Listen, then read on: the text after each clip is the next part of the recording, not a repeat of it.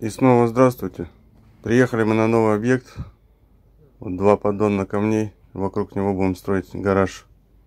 Вам предлагаю посмотреть, оценить и в комментариях написать, что вы об этом думаете. Начинаем, как всегда, с гидроизоляции. На плите позбивали все острые углы. Потом почистили все хорошенько. Прошли мастикой. И наплавляем первый слой. И параллельно готовим нижнюю обвязку. Сверлим отверстие под анкера. Дальше размечаем на плите, где наша обвязка будет устанавливаться. Тут нам немного поддоны мешали, пришлось их задомкратить, чтобы померить диагонали. Так, нижнюю обвязку установили, закрепили и монтируем стойки. Высоту стоек рассчитали таким образом, чтобы в верхней части у нас установилось 3 целые панели без подрезки. Подрезали по высоте, как всегда, на месте. После монтируем верхнюю обвязку. Трубу использовали 80 на 80, 3 мм. Следующий этап — это монтаж ферм. Длина фермы здесь 6850. У соседа тоже построен гараж из сэндвич-панелей. Но это не наша работа, там другие строили. Фермы установили, монтируем прогоны. То есть у нас тут 4 фермы, а прогонов 5 ниток получается. Фермы и прогоны, труба 60 на 60. После ферм монтируем оставшиеся стойки. И под проем дверей тоже устанавливаем металлокаркас. Весь металл смонтировали, обварили. Начинаем красить и делаем второй слой гидроизоляции. Сварочные швы зачищаем. А каркас красим весь полностью. Потому как пока он доедет, пока мы его смонтируем, все равно есть какие-то царапины.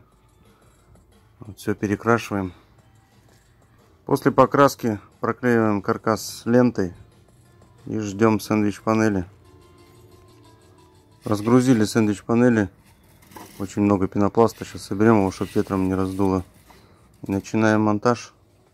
По нивелиру отметили, где будут стоять первые панели. Стык между панелями проходим пеной, так как не все панели плотно стыкуются между собой.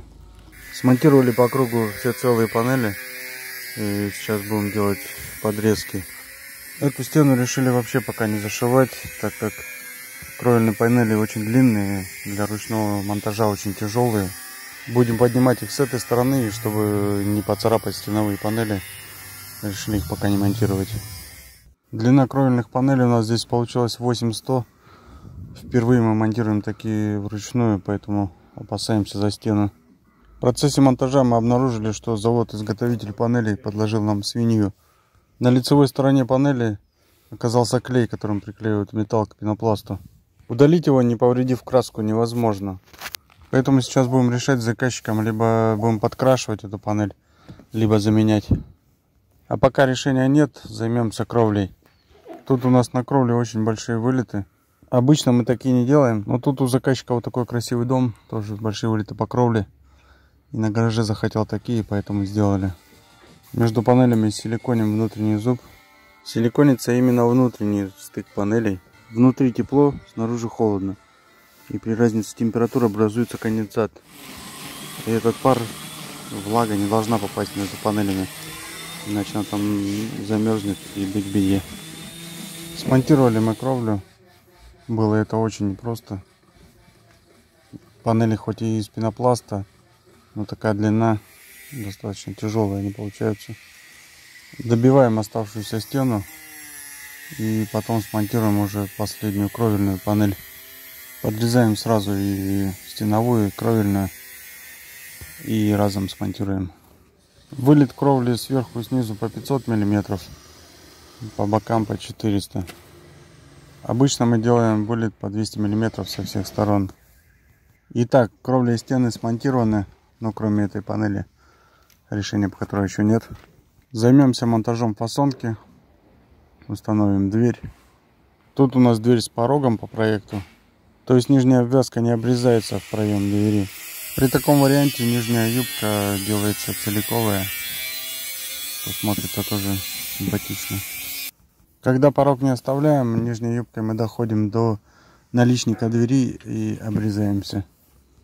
И у каждого варианта есть свои плюсы и минусы. Свес кровли мы обычно перекрываем фасонкой полностью, но так как Тут очень большие вылеты. Получается такие полоски. Фасонкой все обрамили. Начинаем монтировать водосток. Как мы это делаем, можно посмотреть на канале. Подсказку оставлю. Ну и погода нас практически никогда не подводит. Всегда на монтаже водостока начинает идти дождь. Правда, дождь пошел рановато. Лоток у нас еще не был смонтирован. Мы дождь переждали, водосток смонтировали. И оказалось, между лотками резинка задралась, и потом вода протекала. Ну, мы, конечно, потом все поправили. Вот так сделали лоток коричневый, труба белая, которая вниз идет. А это наш гараж в отражении окна дома. Фасад дома тут такой практически весь из стекла. Но не хватает нашей панели, одной верхней. Пока решения по ней нет. Мы продолжаем заниматься фасонкой. Нижняя юбка на углу. Тоже есть видео на канале, как это делать. И к нижней юбке мы подгоняем фасонку угловую, вертикалы, чтобы она смотрелась вот так красиво. Если интересно, как мы это делаем, пишите в комментариях. Я сниму отдельный ролик. Ну так в воротной части тоже подгоняем. Итак, вот наши два поддона камней. Вокруг них стоит гараж. Посмотрим, как изнутри выглядит. Опять же, не хватает этой панели. Может, вместо них окна поставить. Да, окон у нас в этом гараже нет. Заказчик сказал, со временем, скорее всего, врежет их. Пока не решил куда, поэтому пока гараж без окон. Дверь изнутри у нас вот так выглядит уже с фасонкой. По панели приняли решение, что будем ее подкрашивать. Зачистили этот клей наждачкой прям до металла и монтируем ее на место. Краску подберут, привезут и будем красить ее уже на месте. Да, случается и такое, но решить можно любую проблему. В любом случае недостроенным гараж мы не оставим и сделаем все, чтобы заказчик остался доволен. Добиваем фасонку воротной части. Воротчики приедут уже после нас. Скорее всего, я снять не смогу это. Ну а наша миссия на этом закончена. Вот такой у нас получился красавец. Ну а мы отправимся на следующий объект, который я обязательно сниму. И вам тут его покажу. Пишите комментарии. Ваша активность продвигает канал. И до новых встреч!